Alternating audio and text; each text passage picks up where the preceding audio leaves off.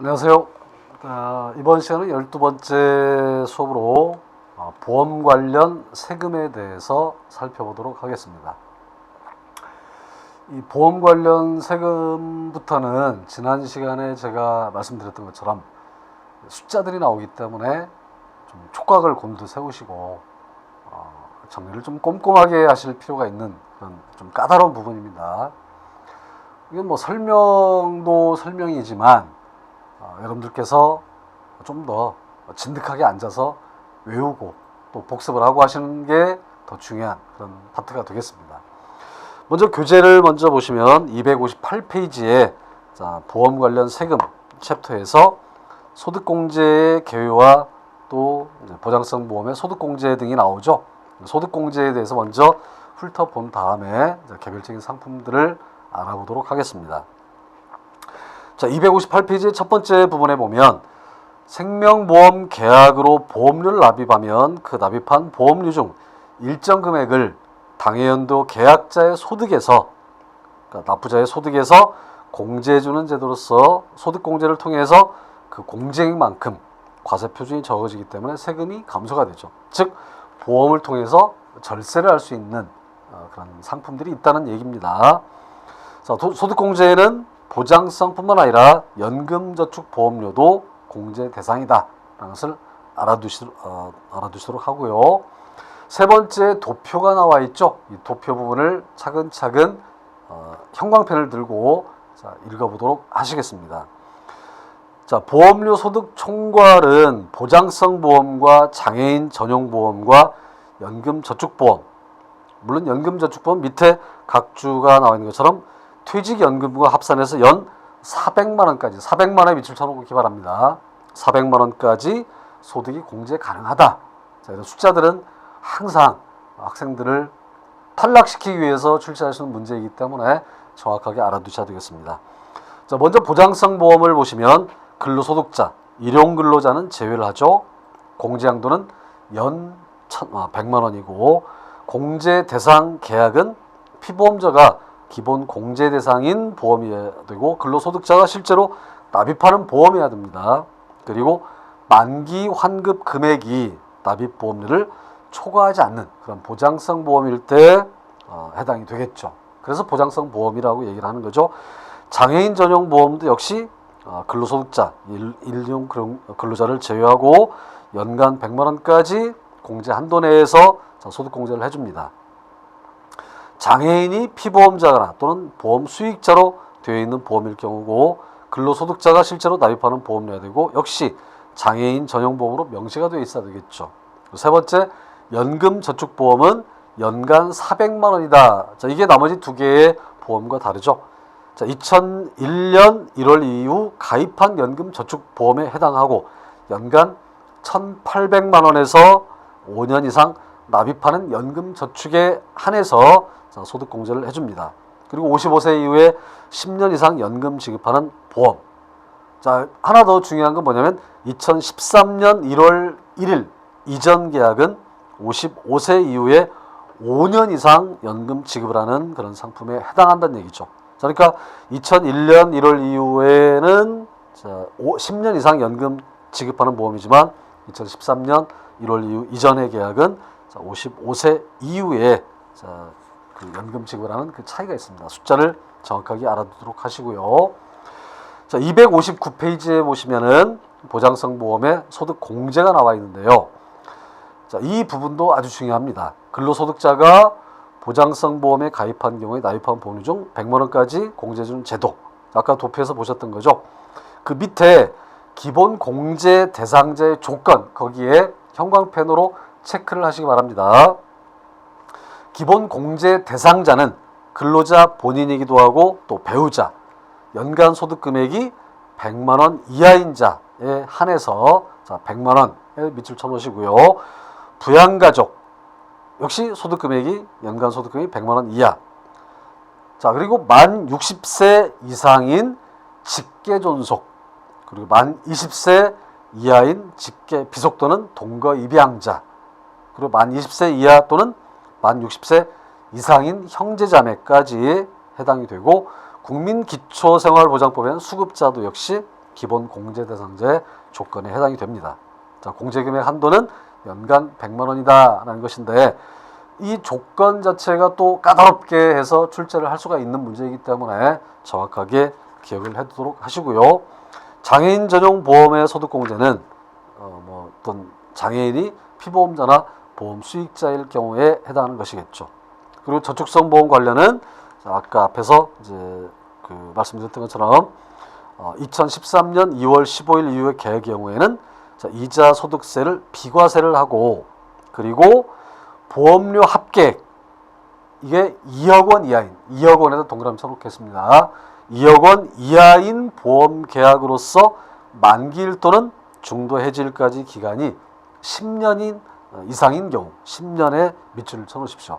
자, 이런 2억 원 그리고 10년 이상이라는 단어를 이하로 살짝만 바꿔도 좀 혼란스러울 수 있겠죠. 자, 이런 부분들을 가지고 출제할 수 있기 때문에 주의를 하셔야 되고, 자, 261쪽에 보면은 보험 차익과 과세 시기와 그리고 일반 세율, 우대 세율 이런 두 가지 개념이 있습니다.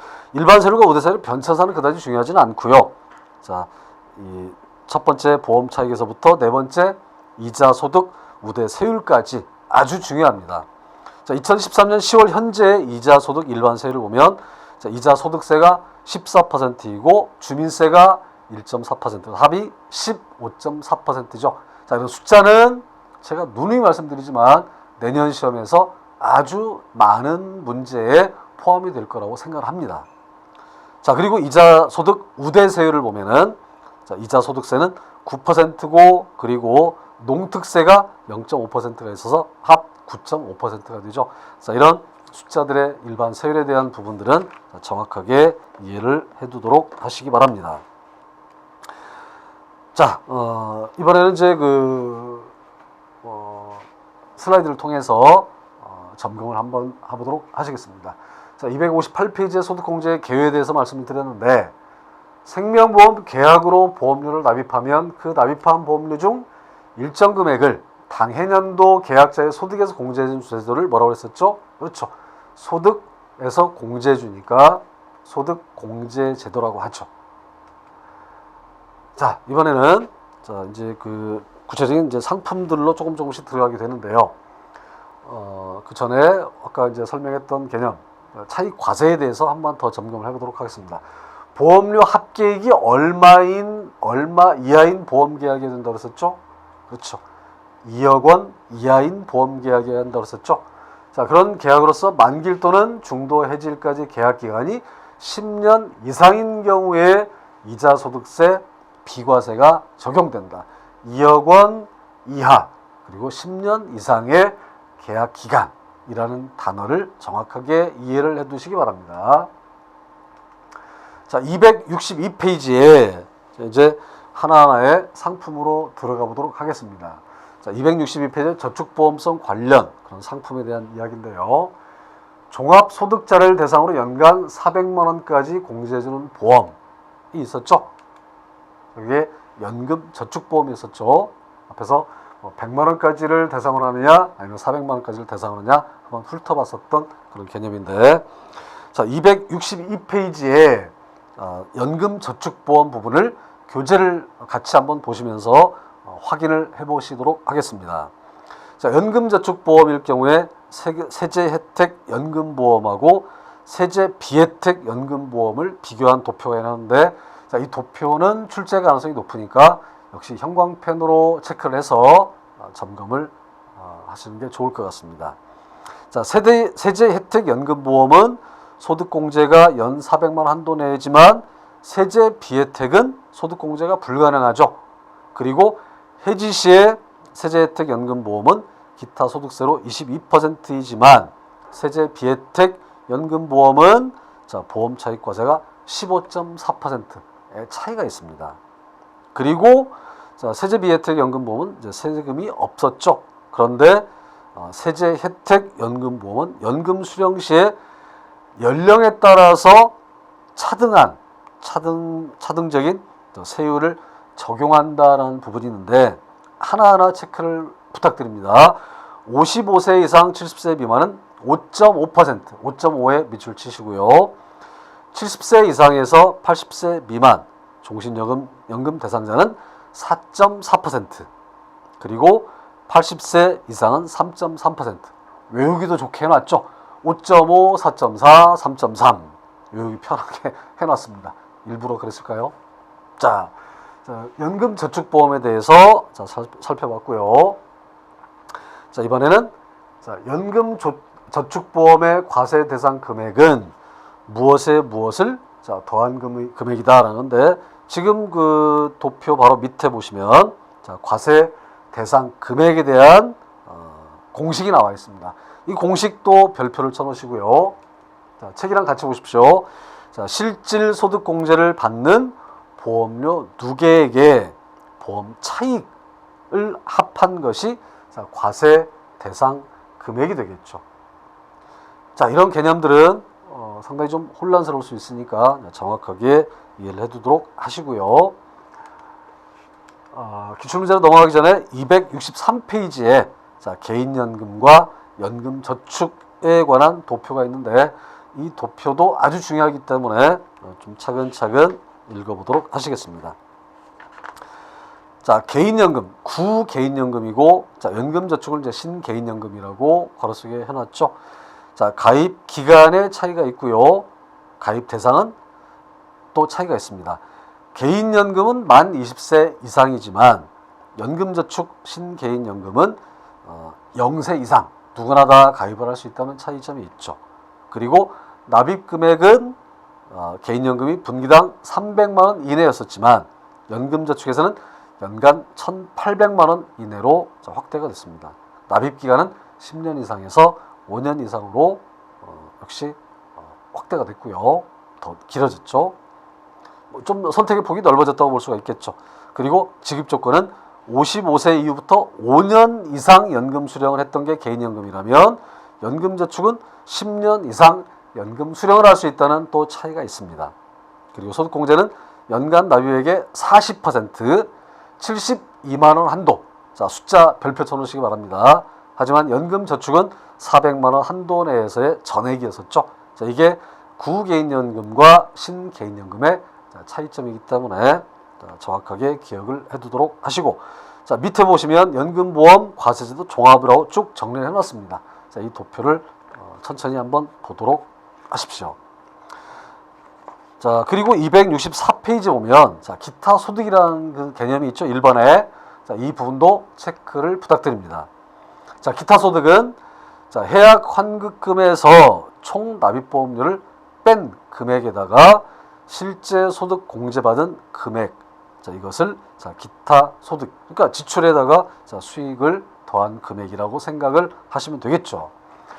자, 이렇게 해서 이제 보험 관련 세금에 대해서 큰 어떤 카테고리를 확인을 해봤는데요. 자, 264페이지에 기출 문제를 통해서 지금까지 설명드린 개념을 다시 복습을 해보도록 하겠습니다. 자, 저축성 보험의 경우, 보험 관련 세금에 대한 설명으로 옳은 것을 골라라 하는 문제입니다. 저축성 보험의 경우 2004년 1월 이후 가입한 계약은 7년 이상 유지 시 보험 차익에 대하여 비과세한다라고 했는데, 7년이 아니라 10년 이상 유지를 해야 되는 거죠. 그래서 1번은 숫자를 살짝 바꿨기 때문에 틀렸습니다. 2012년도 문제부터 이런 숫자를 이용한 문제들이 상당히 많아지고 있고, 2014년 문제는 더 많아지고 있고, 2016년도 문제는 더더욱 많아질 거라고 생각하기 때문에 좀 골치 아프시겠지만 참아야 합격을 하실 수 있을 겁니다. 자, 두 번째, 연금저축보험의 경우 5년 이내에 해지된 모든 계약은 해지가 과세된다라고 하는데, 이 항상 읽으실 때 모든이라는 단어는 좀 의심을 해보실 필요가 있으세요.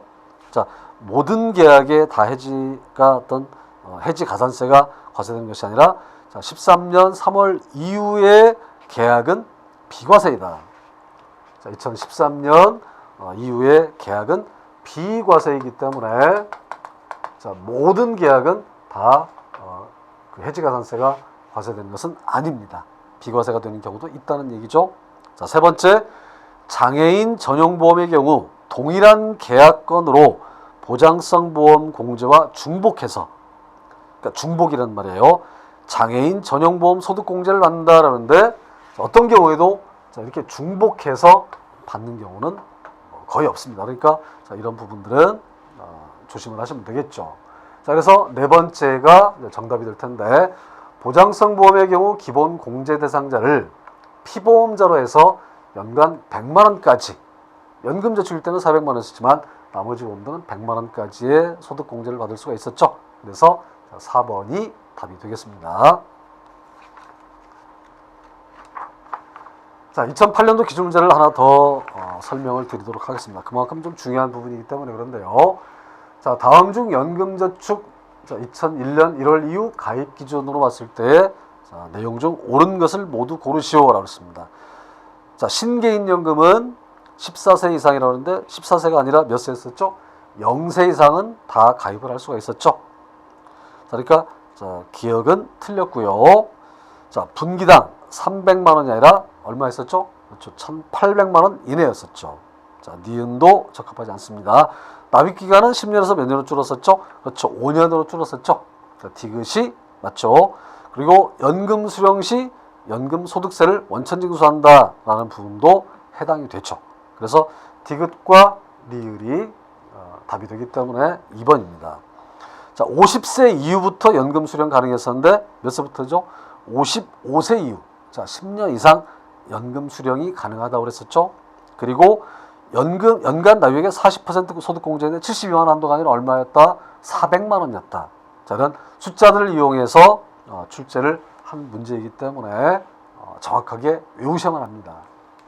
자, 예상 문제를 통해서 마무리 점검을 한번 해보도록 하겠습니다. 연금저축보험에 대한 설명으로 옳지 않은 것을 골라라 하는 문제인데요. 기타 소득세는 주민세 포함 시 과세 대상 금액의 10%를 원천 징수한다라고 했는데, 주민세 포함할 때 과세 대상 금액의 10%가 아니라 어떤 일시금이나 또는 중도 해지했을 때만 과세를 하게 되는 거죠. 그러니까 기타 소득세 자체를 말하는 게 아니라 연금이 아닌, 연금 말고, 그러니까 이 소득세에 대한 어떤 과세의 경우는 연금저축보험이 아닌 경우에, 일시금 또는 중도 해지했을 경우에 과세를 하기 때문에 1번은 적합하지 않은 답이 되겠습니다.